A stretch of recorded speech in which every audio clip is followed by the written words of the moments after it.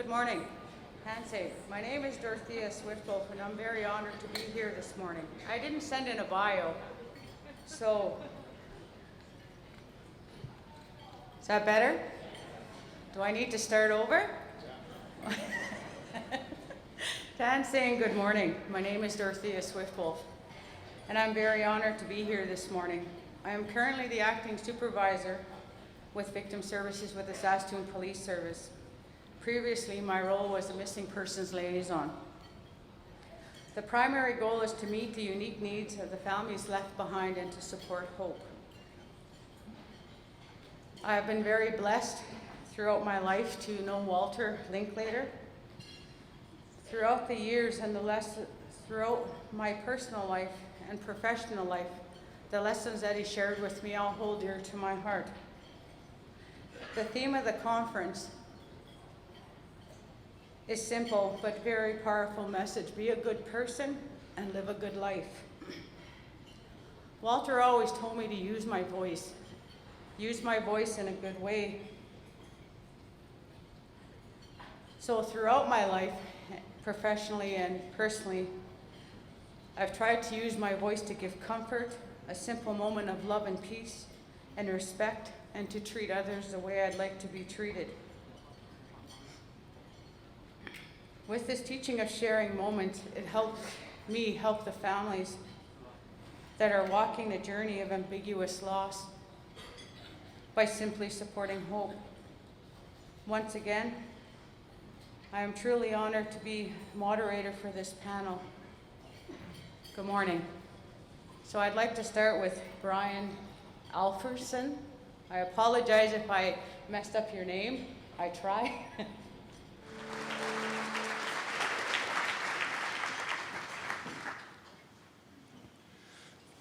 Thank you. We have a bit of a PowerPoint slide to help follow along with the presentation. If that could be brought up, that would be great. This morning, Kaya and I will start. We want to share a little bit about the National Inquiry. And the National Inquiry's final report was just released this past June 3rd. It's called Reclaiming Power in Place. So in our presentation today, if we could have the next slide, please. We plan to briefly talk about the mandate of the National Inquiry and also how family members who lost loved ones and survivors of violence shared their truths in the inquiry's truth-gathering process, and some of what we heard in terms of overall themes. We also want to talk a little bit about some of the findings and the calls for justice set out in the report, especially as they relate to inclusive representation and respectful engagement of Indigenous peoples. And lastly, we want to touch on some important principles for change that guided the work of the National Inquiry, but they also informed the recommendations or calls for justice set out in the final report. So if I could have the next slide, please. Just a little bit about the mandate of the National Inquiry. The National Inquiry's mandate was set out in its terms of reference that were issued by the federal government. And the mandate is quite broad. A key part of that mandate directed the inquiry to inquire into and report on systemic causes of all forms of violence against Indigenous women and girls in Canada, including social, economic, cultural, institutional, and historical causes contributing to the ongoing violence, in particular vulnerabilities of Indigenous women and girls, and also institutional policies and practices implemented in response to violence, including identifying and examining practices that have been effective in reducing violence and increasing safety. So not only looking at what are the root causes of the problems, but also what works, what are the solutions. Next slide, please. And the other part of the mandate, of course, is to make recommendations on concrete and effective action that can be taken to remove systemic causes of violence and to increase safety of Indigenous women and girls in Canada, and ways to honor and commemorate the missing and murdered Indigenous women and girls in Canada.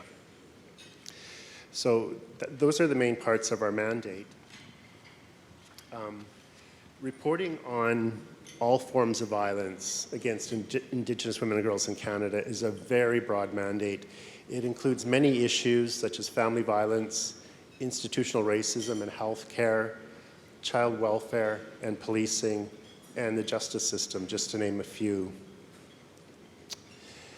If I could have the next slide, please.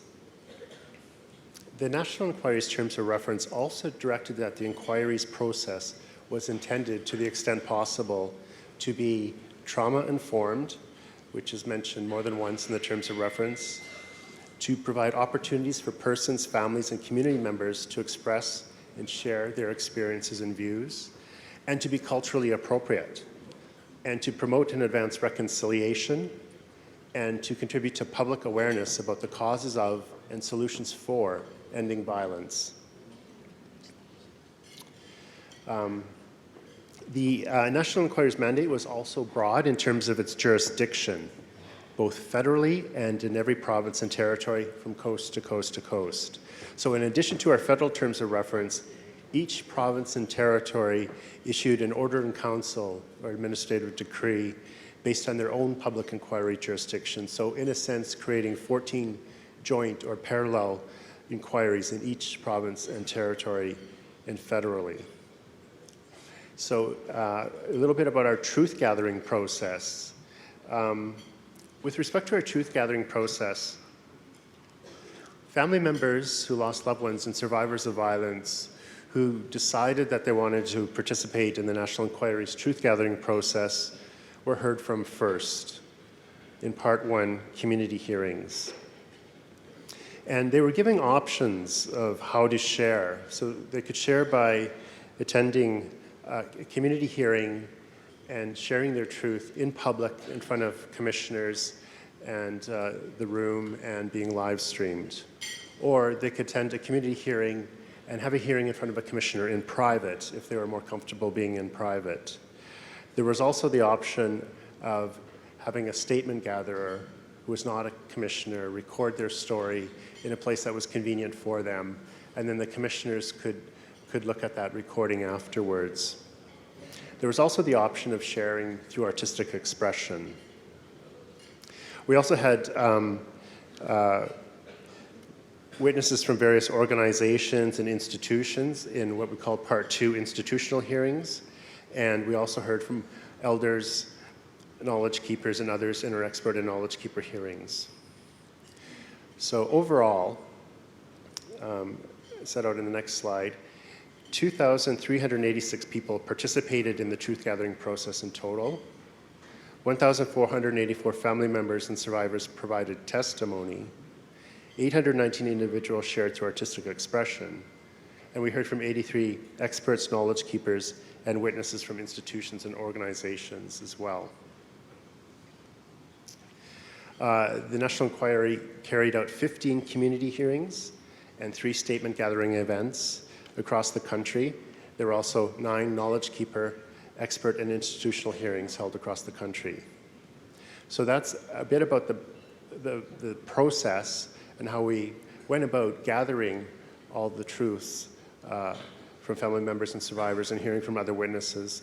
And I think at this point I'll turn it over to Kaya to talk a little bit about what we found and the calls for justice that were issued in light of all of the evidence and submissions that were heard by the National Inquiry. Good morning. Before I share a bit of our findings and our calls for justice, I just want to express my gratitude for being welcomed here. And as a guest on these lands, I promise to walk lightly. I also want to introduce myself a bit because I think it's really important that we share who we are when we have these conversations.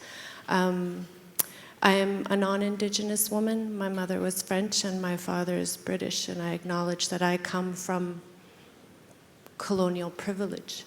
I was also born and raised in Nunavut, in Inuit Nunangat, in the Inuit homeland, and given the name Kayak after Elder Lasalusi Kayak.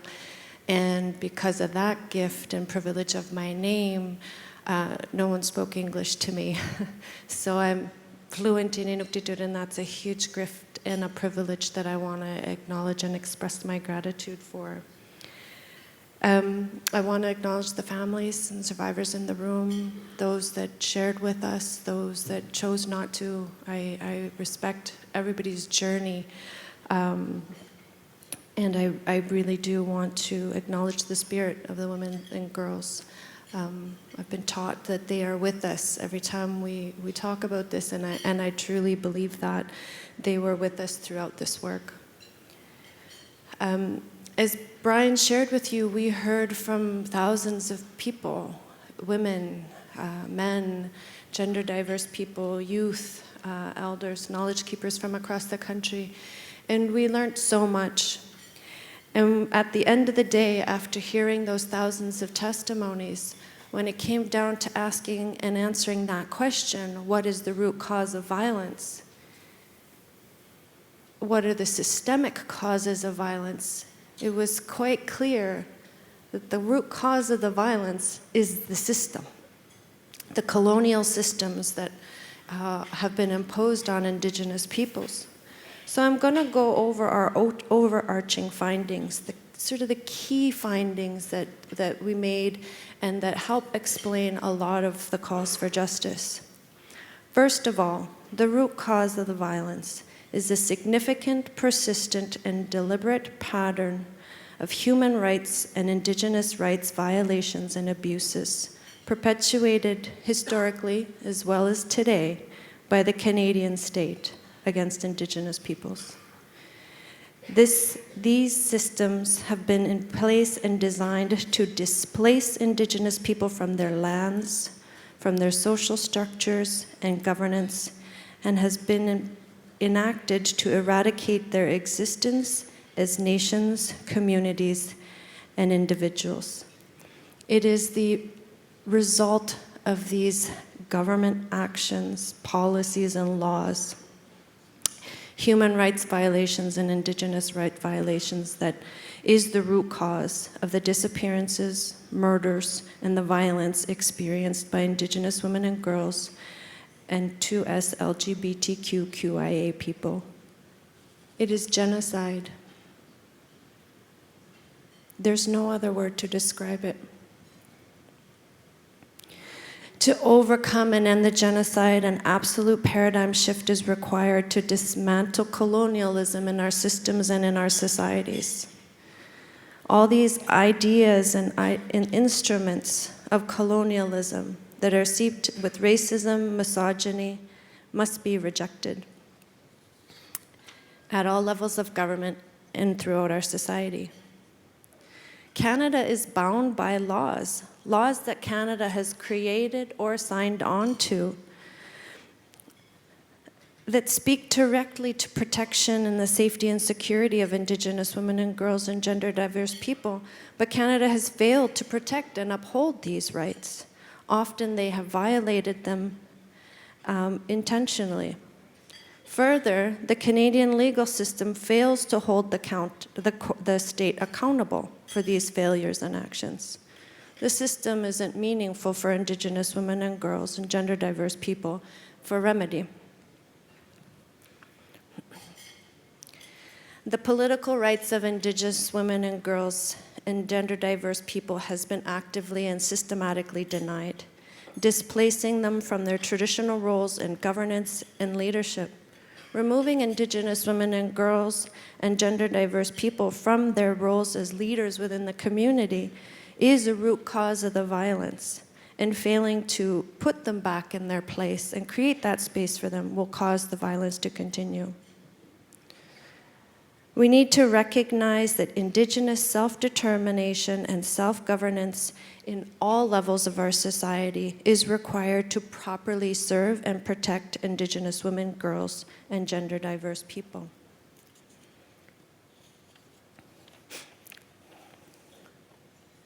This is particularly true when it comes to the services that Indigenous women and girls and gender diverse people are provided.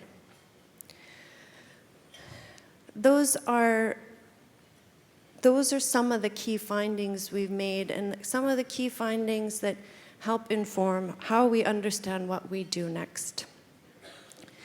Human rights violations and oppression and the violation of Indigenous rights has had a devastating impact and needs to be addressed to end the violence. Throughout the testimonies, we started hearing patterns. In what areas has it been most devastating?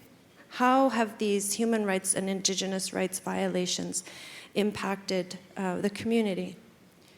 And it was in 4 areas that it became quite obvious that rights and human rights and Indigenous rights violations were having such a direct impact on the rates of violence. And these 4 areas are the right to culture, the right to health and wellness, the right to justice and security. Violations in these areas are all interconnected, and the way they impact each other is also interconnected. And I'll share a little bit about how each of these areas and violations of rights in these areas have led to violence. It's clear that the right to culture has been under attack. Look at the residential school, 60s scoop, day schools, forcing Indigenous children into Euro-Canadian education systems. The Indian Act and laws denying practice of Indigenous traditions and laws. The list goes on. But the direct attack on Indigenous culture and Indigenous identities has been a key part in trying to eliminate Indigenous nations. And it directly speaks to safety. We heard from many people how their denial of their identity as Indigenous women removed them from their community, removed them from their family, and removed them from the safety and security that a community and culture gives you. Not only is attacks on culture and identity violence itself, but it also leads to other forms of violence. We only need to look at the dynamics when it comes to sexual exploitation and human trafficking to recognize how important identity, culture, belonging, and having a place has in safety. We heard from so many young women that talked about not having a place within their community, not being welcome and safe within the child care system they were placed in foster homes. And that belonging and connectedness, pimps, traffickers, they know that's what the girls are looking for. And that's what they use to trap the girls. They create a false sense of belonging, connectedness as a way of recruiting them. So when we look at the calls for justice around culture, it's so important that we actively protect, preserve, and strengthen Indigenous cultures. And that means protecting and strengthening Indigenous communities, preserving language and the way of life, and other elements of culture. Indigenous women and girls and gender diverse people need to be given the opportunities to reclaim and exercise their culture and identity. Further, the services that any service provider gives, Indigenous or non-Indigenous, has to be done in a culturally appropriate and safe way, where it's Indigenous-led and where the values, the language, and the teachings of Indigenous peoples are built into those services. Having those safe services, having place and belonging in one's own identity and culture is so important to promote safety. When we look at the right to health, it's clear that the social disruption, the cultural disruptions, and the efforts to annihilate and assimilate Indigenous peoples has had a tremendous long-term impact on health and wellness. Trauma impacts health and wellness. Poverty and economic marginalization impacts health and wellness. Access to food, food security, safe housing. This social and economic oppression of Indigenous peoples continues to have health and wellness impacts. Also, when you look at how healthcare is delivered, we know that racism and discrimination within the healthcare system and wellness systems continues to make those services meaningless to Indigenous people. They ignore and deny Indigenous knowledge when it comes to health and wellness. And in many communities, Indigenous communities, the infrastructure for health and wellness isn't there. Health centers aren't properly funded, they're not properly resourced, the expertise is not there. So unless you're in an urban center, the vast majority of Indigenous peoples have to go far from their homes to get help. Help that doesn't help them in the end because it's not relevant. It's right down to when women give birth, a time that's supposed to be so joyful, and it's so important. Many ceremonies talk about the importance of having family and community around. Most Indigenous women, including in this province, have to leave their community to have their child. That impacts the health and safety of the child as well as the mother. Failing to ensure the health and wellness of Indigenous women and girls and gender diverse people also fails to provide them with safety. So when it comes to our calls for justice as it speaks to health and wellness has to be recognized as a right. It's not just a benefit that can be given to some and not others. Federal government has to rethink FINIB and recognize that these aren't just goodness of the heart projects and benefits. This is important to respect the health and wellness rights of Indigenous peoples. Health and wellness services must be available in the communities. They must be low barrier. They must be Indigenous-centered, community-based, funded properly, sustainably, and in an ongoing way. They often have to meet the needs of the community as well. Not every community is going to have the same needs and priorities. We have to stop with this one-size-fits-all approach and recognize different communities will have different needs. So it has to be community-led and designed and funded appropriately.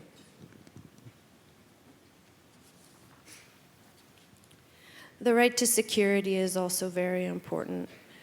We recognize that many of the systems within our society that are designed to provide safety do not actually respond effectively to the safety needs of Indigenous women and girls and gender diverse people. Most of the interventions that are in place to address the violence aren't community-based, aren't Indigenous-led, and therefore aren't effective. Further, issues around the impacts of trauma and economic hardship continue to violate the security rights of Indigenous women and girls and gender diverse people and keep them in unsafe situations. The denial of their security rights is a violation, but also, failing to provide services that are effective and failing to address the economic hardships and lack of housing, food security, clean drinking water are all factors that continue to cause violence and perpetuate violence. Further, we heard from many women who talked about how that challenge, being in a situation of poverty, being in a place where there isn't enough food or housing available, where there are no shelters, where there are no safe spaces, forces women to either stay in violent situations or to go into them. And this was particularly true when it came into involvement in drugs, gangs, and sexual exploitation.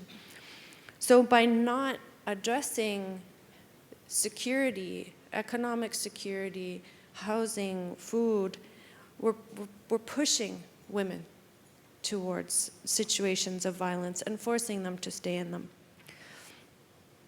It is also true that when those services aren't in place to help people transition, and I think of young women and gender diverse people in a child welfare system who are aging out, not having those services in place to help them transition into being independent adults is really forcing them into dangerous situations. The lack of political will to create laws and policies and funding structures to ensure safety and security of Indigenous girls and that those rights be respected is a root cause of the violence.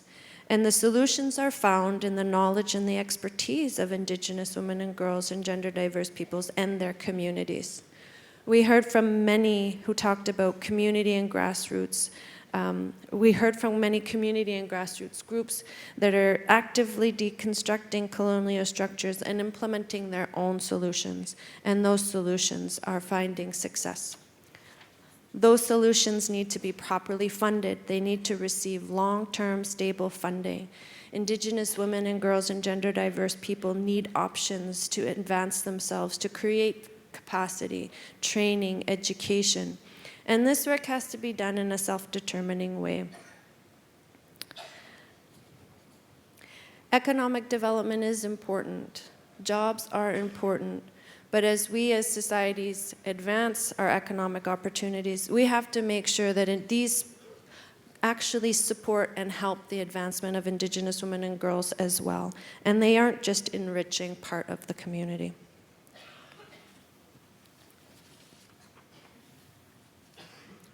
On the issue of justice, and this was one we heard about over and over and over, it's clear that based on the discrimination and the racism that Indigenous women and girls and gender diverse people talked about, that the justice system is not equal. It does not treat them the same way. The laws aren't blind. There isn't equality for everyone. There's a huge disconnect between Indigenous people and the justice system. It fails to protect from violence, and it fails to protect the rights of Indigenous women and girls. And it fails to hold the actors of violence and the state actors of violence accountable. This system has also been a tool of oppression. The police were the ones, and the state were the ones that enacted the past system and enforced it, that took children to school, that took children from families for the 60s scoop. The RCMP and the Canadian Forces were the ones that moved communities through forced relocations. In the north, they were the ones that slaughtered sled dogs. It's hard to expect Indigenous women and girls to go to the system that up until very recently was the system and the services designed to oppress them.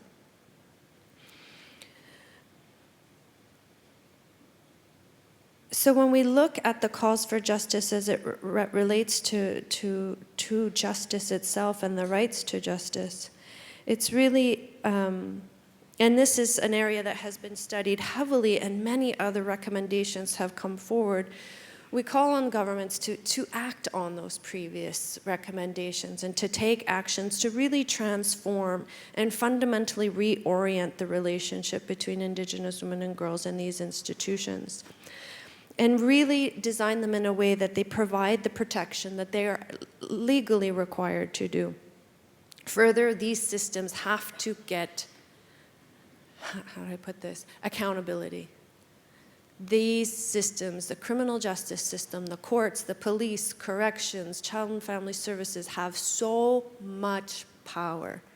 And trying to fight the power is so impossible that we can't expect individuals to do it, that we as a society need to make sure that there's effective oversight and accountability of these institutions. And all this must be done in partnership with Indigenous people, especially Indigenous women and girls and gender diverse people and those with lived experience. There are 231 calls for justice. And that sounds like a lot, but there's so much that needs to be done. And I'm sure if we all work together, we could find 231 more. But what we thought was really important, and with the guidance of our National Family Advisory Circles, our grandmothers, is not so much what is done, the specific things, but how it's done is really important. We need in everything that we do to uphold and respect the human rights and the Indigenous rights of Indigenous women and girls and gender diverse people. And when we look at how we do this, we need to have the goal in mind of substantive equity. It's not just equality. It's not like give everybody $5 and we're all equal. We need substantive equality. That means ending the inequity gap between Indigenous peoples and non-Indigenous peoples. The life expectancy, the income, health and wellness.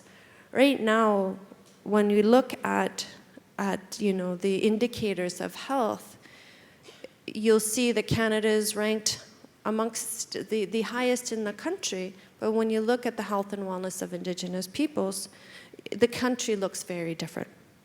So we need substantive equality. We need to take a decolonizing approach. So all the work that's done needs to recognize that we need to not rely on those old ways of thinking and reinvigorate and infuse Indigenous ways of knowing and doing into what is done.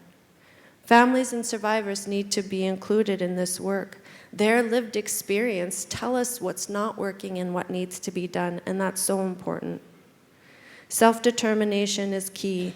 The work and the outcomes and the solutions must be Indigenous-led. That's the only way it'll work. We also have to recognize the diversity of Indigenous peoples within this country and recognize those distinctions. Solutions for a Cree community will be different than solutions for a Métis community, different than an Inuit community. We need to ensure that the work that's done and the solutions that are brought forward are trauma-informed and culturally safe.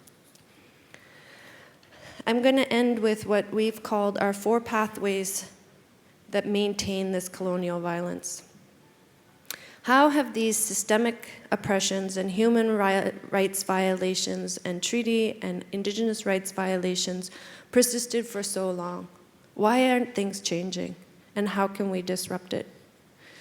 The reality is that the violence is maintained for a number of reasons. The issue of historical, multi-generational, and intergenerational trauma is very real, and that needs to be addressed. The social economic marginalization, the huge rates of poverty, that's keeping the cycle of violence going. Maintaining the status quo. Nobody's doing anything. Governments and government leaders and institutions aren't showing the will that is required to really disrupt and change what is happening. Business as usual tends to be what governments choose to do. And finally, ignoring the agency and expertise of Indigenous women and girls and gender diverse people is a huge problem. Put Indigenous women and girls, gender diverse people, Indigenous peoples back in their rightful power and place. Give them the resources. Give them the legal political space to address the issues, and I know they will. I will end with that. Hopefully we can discuss a little bit more of the calls for justice, but we thought it was important to talk about those big principles, those big understandings that we've come to understand better in the course of the inquiry. I'll finish with a quote. To change the status quo, agencies, institutions, and governments must be willing to work with those who hold the most expertise, those impacted by violence, and to recognize their agency and resilience and the solutions they bring to the table. Thank you.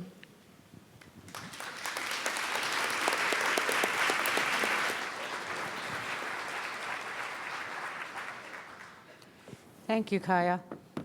Now I'd like to give the floor to Darlene Okemason-Scott. Hello. Good morning. My name is Darlene Rose Okemason-Scott. I'm from Beardy's in Okemasis First Nation, by the town of Duck Lake, the site of the rebellion. I'm a child of residential school survivors, late Knapp and Rose Okemason. And I was schooled in Catholicism, but we were also allowed in our family to combine Catholicism and First Nations culture and language. My parents were fluent Cree, but there's 14 brothers and sisters. There's 12 of us left. half of the older siblings, they were spoken fluent Cree. So they spoke fluent Cree. There's a younger generation of us that were spoken English, so you could understand Cree and English mixed together. So every time I hear a Cree speaker, I predominantly can understand everything they're saying. I've been doing this work with Myrna LaPlante, our co-chair. She's here this morning. There she is waving. My presentation is, we're gonna have a PowerPoint, but it's just gonna loop. I ain't gonna be referring to it. It's basically an introduction to the our talk and images and slides that I used during the inquiry that we compiled over 14 years of work of Wîcihitowin here in Saskatoon. It's a it's not nonprofit. It's an ad hoc concerned citizens group. We don't operate on government funding, and we focus on 3 areas. I just kind of want to talk a little bit about why we were asked to speak. I just want to thank Lorna Arkan for trying to reach me most of the summer to talk about presenting. And I presented last year on a panel.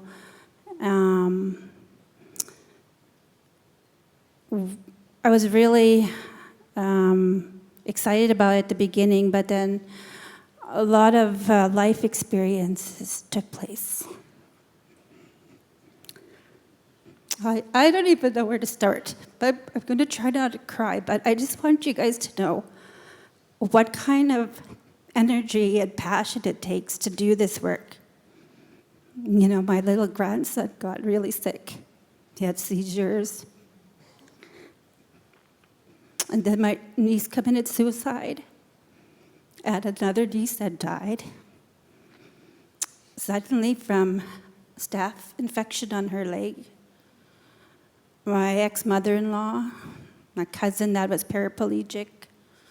My dad's younger cousin, suddenly, he was helping put the arbor together in the Beardies and Okamasas for our celebration, and he stretched something, and then he died a few days later. And then my brother, we didn't find him for like 4 or 5 days in his house. And in the middle of all that, I got abscess under my arm. And brutal pain, all sorts of antibiotics. But what always grounds me is this work on our women and our strengths and our resilience.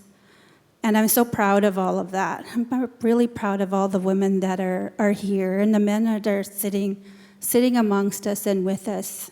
It's such a really comforting. A lot of the people in this room are from Reconciliation Saskatoon, and I've been doing that relationship with them, with Iskwaywik and GTNT. And it's my family. You know, you're my family. This whole city is my family. And I'm just so grateful that I get this opportunity to keep talking about missing and murdered Indigenous women and girls. And having the opportunity to have been a non-legal advocate for Iskwaywik with Party Withstanding and getting to know Kaya, Brian, and Marian. You know, it's really incredible, the patience and the dignity and health that they took with themselves on this journey with the inquiry. And from what I observed, I think they had this pattern of, let's do our work for the day, let's all go for a jog. It was not often. I saw them a few times get into gear, and they're all gone to go on the treadmill or something. I know they were taking really good care of themselves.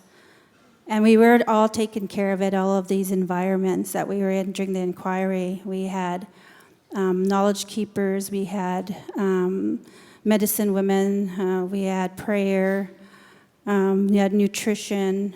So we were well taken care of, but it was still, we still had that public conflict with the colonial versus the traditional during the whole process. But yesterday you heard about having to balance it all out and how it's uncomfortable. Yeah, it was uncomfortable, probably not only for the government, but for ourselves to compromise a little bit and use a kind of a colonial structure to do that process. But it was embedded with a lot of Indigenous knowledge and structure.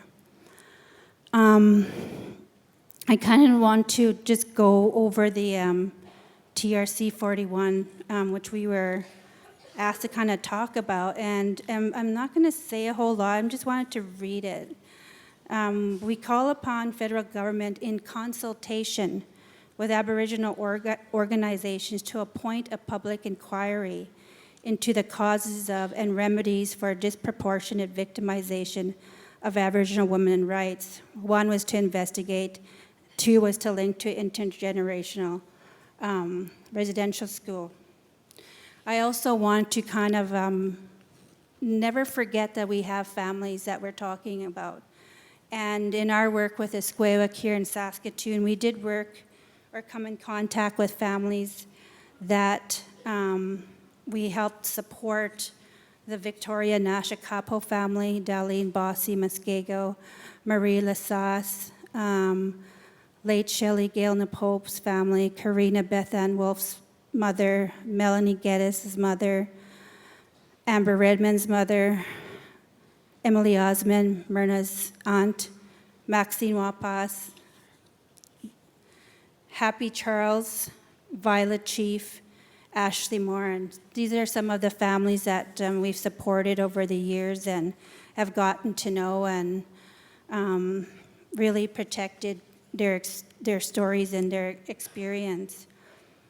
I also want to talk a little bit about our reconciliation relationship. At the outset of talking about reconciliation in the country, had the luxury to work at the University of Saskatchewan for 9 years at the former Native Studies Department. It's now the Indigenous Studies Department, and reconciliation was a word we heard of many times throughout academia. But since the apology and the National Center for the TRC, everybody's kind of gotten more accustomed to using and recognizing the importance of the reconciliation. And for me, I just thought it's such a big word to start rebuilding relationships. And when you have these relationships, well, who are we having relationships with? Well, I'm not a, indigenous governance type of person, but all I could see was nation to nation.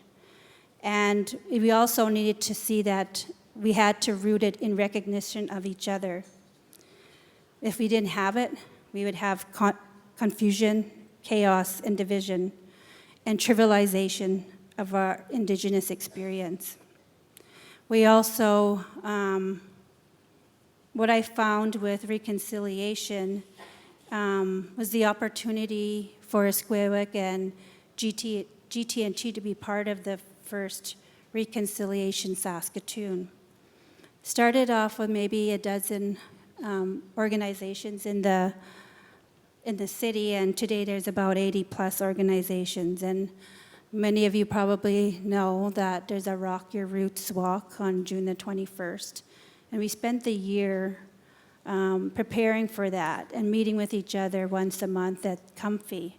So it's a really good opportunity for everybody to recognize and see each other and support each other's work on reconciliation.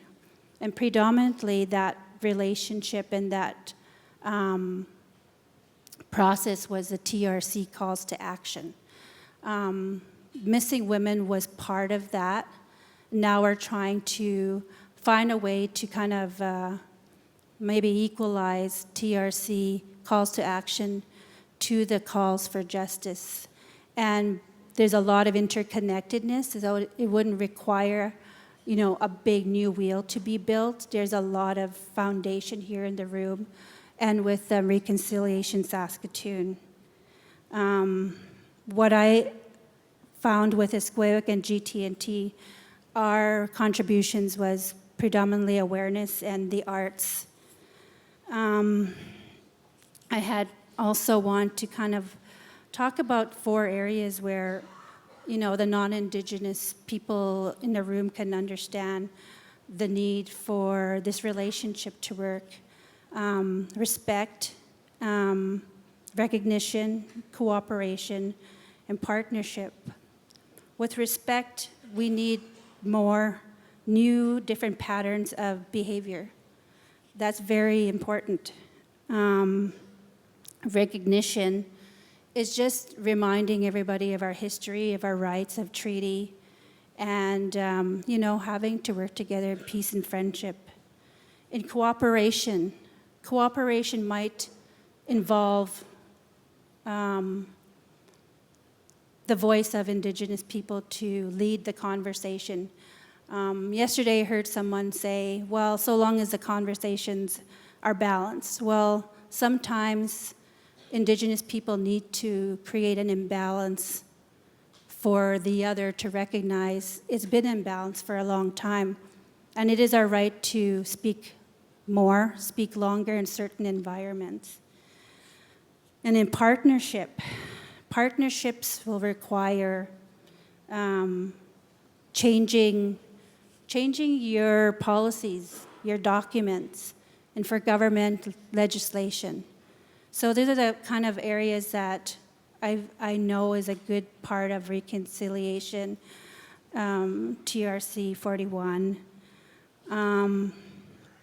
Also for the theme I was told was seeds of change. Seeds of change for Esquewick and the city of Saskatoon and reconciliation was very gradual. Back in 2005, we had maybe 50 organizations that met at the beginning of our work on awareness on missing women for Esquewick. It dwindled down to about a core dozen of us women in Saskatoon. But throughout those years, we had, a collective leadership. And people could come and go from the group whenever they felt. Some would stay for 2 years, some 5 years, some 1 year. But we welcomed any type of participation. But part of change in the city was gradual for us, but we saw it. We saw a new way to do good things, either it being an old way and bringing it back up, using oral history to do that kind of work and remind people of our Indigenous ways of knowing, and in really incorporating your small grassroots into the conversation, and picking causes. You can have more than one cause when you're doing your seeds of change.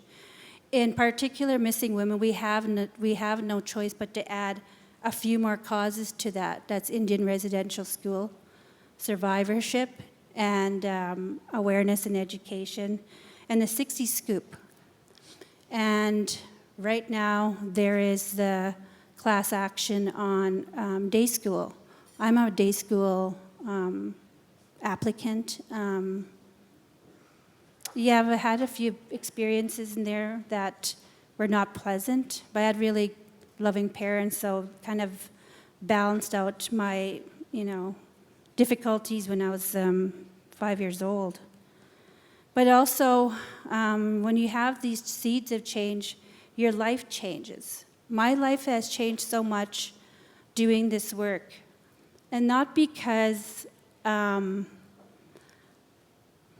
I think this change for me was just the evolution of how women are. When we're young, for Indigenous women, especially for myself, you don't have a lot of expectations because of the system around you. You pretty much had to rely on your talents and your belief and your ceremony and your languages to kind of survive the mainstream environment you were in. Luckily for me, I was a very curious little girl, and I liked to learn. My first book was Peter Pan. Peter Pan had people that could fly, and they could do anything. I just loved that book. My sister taught me to read that book, and I could read before I was in grade 1. And there was pictures of me speaking to the classroom, and I'm reading a book. It was really a big thing, a little Indian girl reading to the whole class. And part of these seeds of change is giving your voice, giving your time, and even giving your money. For Esquewick and our best practices for this reconciliation relationship on MMIW, we required and focused on a few areas: remembrance, supports, and awareness for families of MMIW 2S LGBTQIA. And those are the acronyms you've seen throughout the 2 volumes of the final report. One of the other best practices to never silence the families. Always try to go to them for solutions and ideas, and really encourage that communication. It's not an easy way. It's not easy to communicate with families that are in a trauma state. There's all the psychological changes that happen in your brain, and you can't formulate your sentences. You're just in a state of shock over your missing person. And we also involved prayer, memory, nutrition, and ceremony for the healing of our families and ourselves as we did this work. We also had relationships, reconciliation type relationships with media and writing. With the media, I didn't start off in our group as part of publicity because I was either the note taker or the co-chair. But over the last 5 years or so, I was asked from time to time to speak to the media. Now, I've got kind of a flair for it now that I've had this experience, and I have a lot of that experience to back up my ability to share what I just learned or what is going on and what is the trends. With our writing, Esquewick participated in a chapter in Kitsanic. We currently have a chapter with St. Andrew's College. They're going to have a book on UNDRIP, and that should be out either late this winter or early spring. We're supporting the Highway of Tears new book that's out. Of course, we were part of the inquiry, and we submitted every document that was offered to us to be part of the party withstanding. So in there, I think Esquewick probably submitted about 6 or 8 40, 50-page submissions just to participate, just to have our voice. We weren't legal advocates. We didn't have legalese. We just used what knowledge we have right now.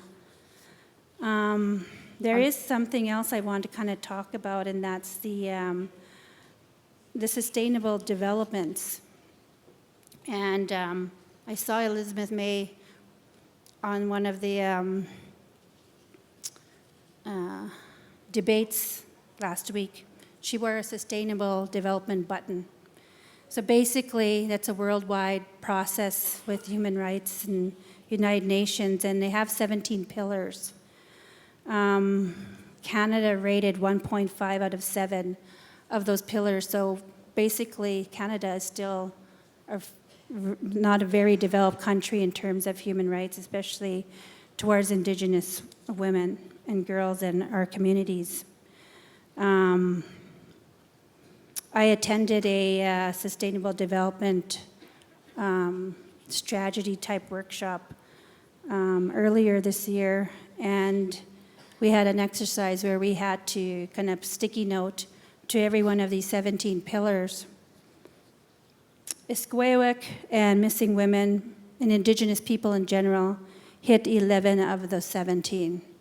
That's not a very, a very good reality when you're trying to strategize with the Sustainable Development Office, and they just opened as well as part of participating in this global process.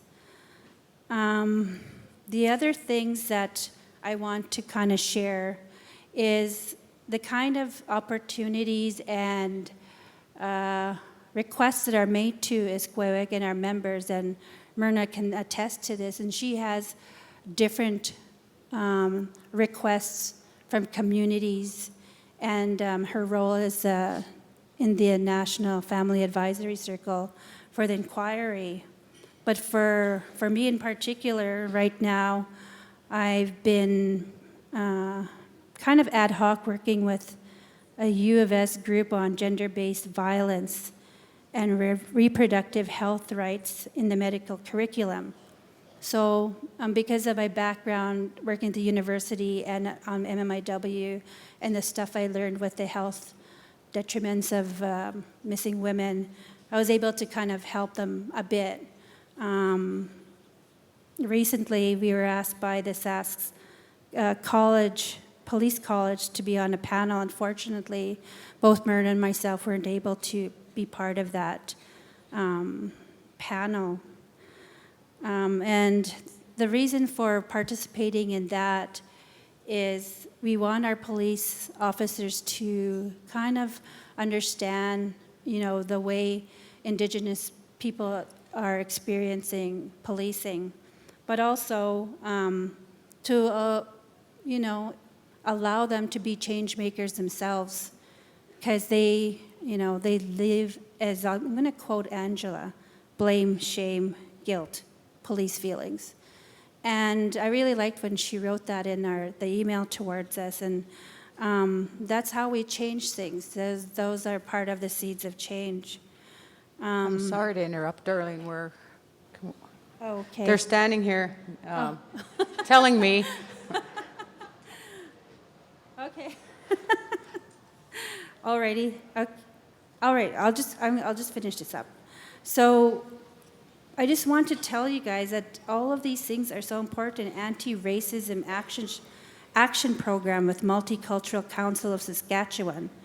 They just are part of the community funding, and the anti-racism strategy in Canada is focusing in 3 areas: employment, justice, and special social participation. So these are the kind of things that I had seen coming down the pipe. And also, just the other day, the National Occupational Therapists have a task force on reconciliation, and they're going to have their conference here in Saskatoon in May. And one of the organizers asked if I would be part of a presentation on MMIWG. And these are the kind of things that are part of the high responsiveness we need and are actively doing while we're not government funded, we're not paid. These are strictly volunteer activities. And I just want to share the big, dynamic, complex reality that the advocates and the volunteers go through, and the importance of engaging all these type of entities with the non-Indigenous community. And I just want you all to take away from today to look to the calls for justice, and that a lot of work is going to be required by all of us. It's not just one or the city, it'll be all of us. Thank you very much.